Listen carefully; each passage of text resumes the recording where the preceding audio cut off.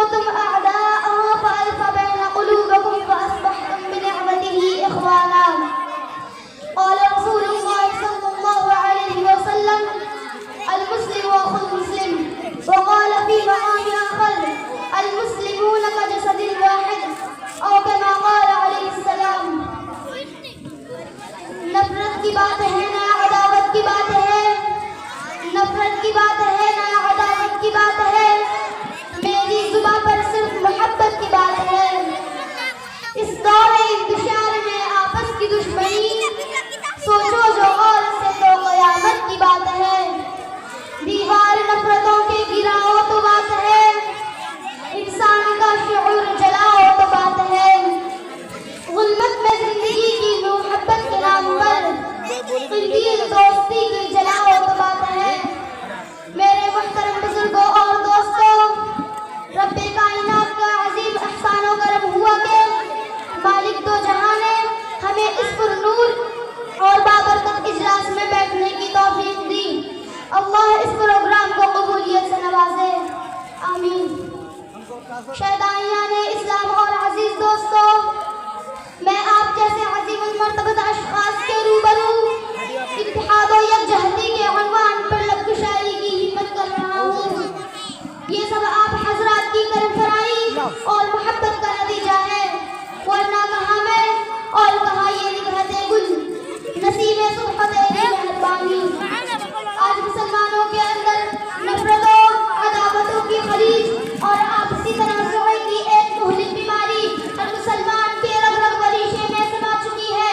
ہمارے اندر اختلافات، تنازعات اور تشاجرات نے جنم لے لیا ہے، جس کی بنا پر مسلمان ذلت و رسوائی کے دلدل میں پھنسا ہوا ہے. مسلمانوں کی مختلف جماعتوں اور تنظیموں میں آپس میں اتحاد و اتفاق باقی نہیں. کوئی اپنے آپ کو سنی کہتا ہے، کوئی اپنے آپ کو شیعہ کہتا ہے، کوئی اپنے آپ کو مودودی کہتا ہے، کوئی اپنے آپ کو بریلوی کہتا ہے، کوئی اپنے آپ کو دیوبندی کہتا ہے. مسلمانوں کی مختلف جماعتوں اور تنظیموں نے آپسی اتحاد و اتفاق باقی نہیں رکھا. ایسا کیوں ہو رہا ہے؟ اس کی وجہ کیا ہے؟ صرف ایک بنیاد ایسی ہے جس پر مسلمانوں کے تمام گروپ اور تمام تنظیمیں ایمان رکھتی ہے. وہ بنیاد قرآن و حدیث ہے. قرآن پر سنی، شیعہ، مودودی، بریلوی، دیوبندی اور تمام تنظیمیں ایمان رکھتی ہے. قرآن کی فریاد و للکار سننے کے لیے تمام جماعتیں اور تمام تنظیمیں ایک پلیٹ فارم پر آ سکتی ہے، سب متحد ہو سکتے ہیں. برادران ملت، نفرت و تنازعات کی خلیج کو دور کیا جا سکتا ہے، عداوت و تشاجرات کی دیوار کو منہدم کیا جا سکتا ہے.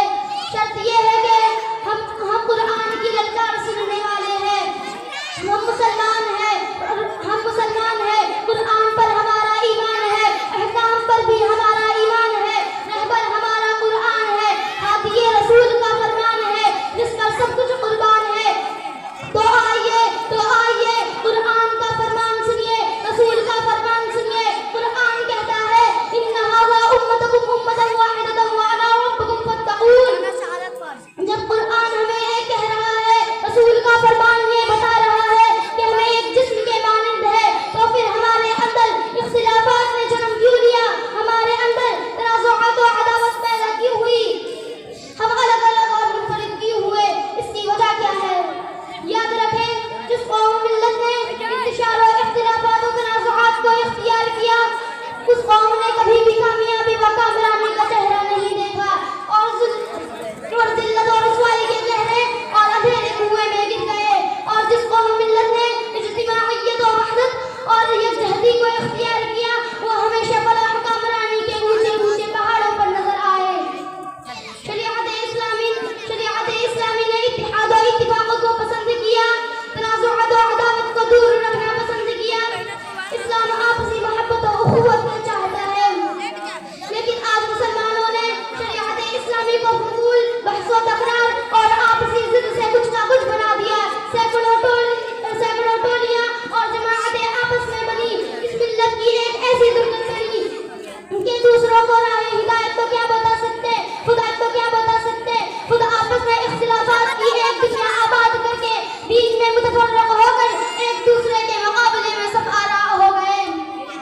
इस्लाम के गयूर नौजवानों, ये आपसी मुनाज़रहबाज़ी और मजहबी इख्तिलाफात की बिना पर सैकड़ों गैर मुस्लिम मुसलमान होने से रुके।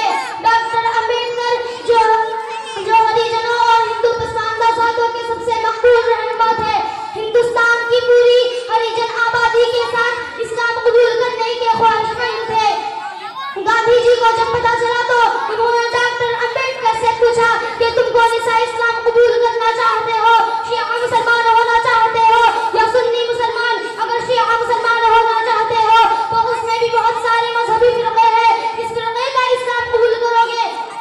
और अगर सुन्नी होना चाहते हो तो उसमें भी बहुत सारे फिरके हैं, कोई वहाबी है, कोई मौदूदी है, कोई बरेलवी है, कोई देवबंदी है। और इन सब में आपस में ऐसी नफरत है कि एक दूसरे को दाखिले इस्लाम नहीं मानते। डॉक्टर अम्बेडकर ने इस गुफ्तगू के बाद अपना इरादा तब्दील कर दिया और कहा कि मैं समझता था कि इस्लाम में जात पात नहीं होती, इसलिए मैं इस मजहब को पसंद करता था। ये वो इबरत की दास्तान है जिसकी सियाही अभी तक तारीख के सफहात में खुश्क भी नहीं हुई। ऐ ला इलाह के वारिस बाकी नहीं तुझमें, गुफ्तार दिल बराना, किरदार काहिराना, तेरी निगाहे दिल सीनों में कांपते थे, खोया गया है तेरा जज्बे कलंदराना। दर्दमंदाने इस्लाम, ये सब कुछ हमारे ही इख्तिलाफात और तनाज़ुआत की वजह से हो रहा है। अभी वक्त है तो फरकाबाजी और मुनाज़राबाजी तर्क कर दो और एक प्लेटफार्म पर आ जाओ। आज जो भी जुल्म सितम के पहाड़ मुसलमानों को बर्दाश्त करने पड़ रहे हैं, ये आपसी फूट और निफाक की बिना पर हो रहा है। कुरान ललकार कर कहता है वअतसिमू बिहब्लिल्लाहि जमीअन वला तफर्रकू, तमाम अल्लाह की रस्सी को मजबूती के साथ पकड़ लो और तफरकाबाजी मत करो। कुरान और हदीस की फरमाइश इत्तिहाद इत्तिफाक है। रसूल की ख्वाहिश, अल्लाह और रसूल की ख्वाहिश, तनाज़ुआत और अदावत दूर करना, इस्लाम और शरीयत की पसंद, मोहब्बत और उखुवत है। बिरादरान इस्लाम, हम सब मुसलमान आपस में भाई भाई है। हम सुन्नी बात में है, सबसे पहले मुसलमान है। हम शिया बात में है, सबसे पहले मुसलमान है। हम बरेलवी बात में है, सबसे पहले मुसलमान है। हम मौदूदी बात में है, सबसे पहले मुसलमान है। हम देवबंदी बात में है, सबसे पहले मुसलमान है। हम सब कुरान और हदीस की आवाज पर लब्बैक कहते हैं, उस पर ईमान रखते हैं। तो आइए हम इख्तिलाफात और तनाज़ुआत को हमसे दूर कर दे। हम अदावत और तशाजुरात को हमसे दूर कर दे। हम तफरकाबाजी और मुनाज़राबाजी को हमसे दूर कर दे।